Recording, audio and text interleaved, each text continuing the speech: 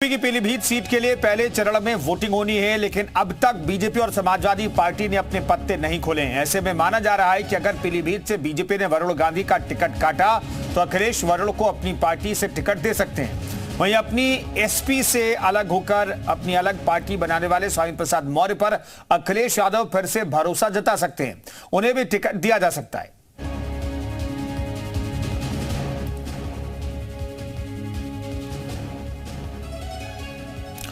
लोकसभा चुनाव में सीटों पर प्रत्याशियों को उतारने के दांवपेच शुरू हो गए हैं। कई सीटों पर प्रत्याशियों को लेकर सस्पेंस बरकरार है, जिसमें पीलीभीत की सीट भी शामिल है। बीजेपी ने अब तक यहां से उम्मीदवार का ऐलान नहीं किया है। इसी बीच सपा प्रमुख अखिलेश यादव ने इशारों में वरुण गांधी और स्वामी प्रसाद मौर्य को टिकट देने के संकेत दिए हैं।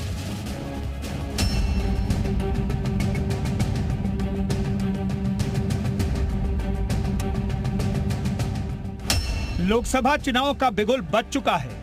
आज से पहले चरण के लिए नामांकन प्रक्रिया शुरू हो गई है, लेकिन वरुण गांधी को बीजेपी से टिकट दिए जाने पर सस्पेंस बरकरार है। इस बीच सपा अध्यक्ष अखिलेश यादव का बयान आया है। अखिलेश से वरुण गांधी को सपा से टिकट दिए जाने का सवाल किया गया तो उन्होंने इशारों में ही पार्टी के दरवाजे खुले होने के साफ संकेत दे दिए। इसी तरह सपा छोड़कर नई पार्टी बनाने वाले स्वामी प्रसाद मौर्य को लेकर भी अखिलेश का रुख देखने को मिला है। अब बताओ, आपको अजय बताओ, ये दुख नहीं है आप लोगों को? दुख नहीं है कि बताइए राष्ट्रसभा हम लोगों ने खो दी, राष्ट्रसभा खो दी। एक पढ़े लिखे आदमी को हम लोग भेज रहे थे, उसकी चिंता नहीं है आप लोगों को, आपको चिंता कुछ और है। सोचिए आप क्या खोया हम लोगों ने, और क्यों खोया? क्योंकि सबको पैकेज मिल गया। दरअसल यूपी की पीलीभीत सीट के लिए पहले चरण में वोटिंग होनी है।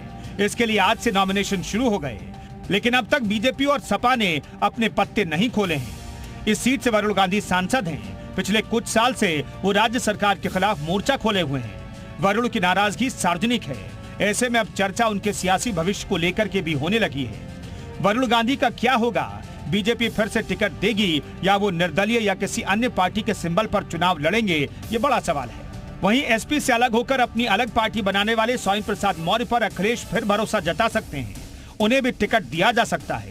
सियासी जानकारों का मानना है कि अखिलेश की रणनीति बीजेपी के खिलाफ कारगर साबित हो सकती है।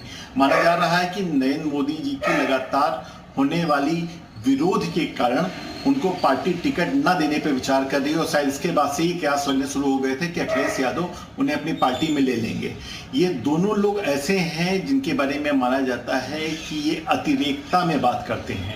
इनको लेने के बाद समाजवादी पार्टी अपनी रणनीति को कितना सुचारू ढंग से और सुगम तरीके से चला पाएगी, इस पर बहुत संदेह है। सपा की रणनीति बताती है कि वो बीजेपी को हराने के लिए किसी भी हद तक जा सकती है। ब्यूरो रिपोर्ट, जी मीडिया।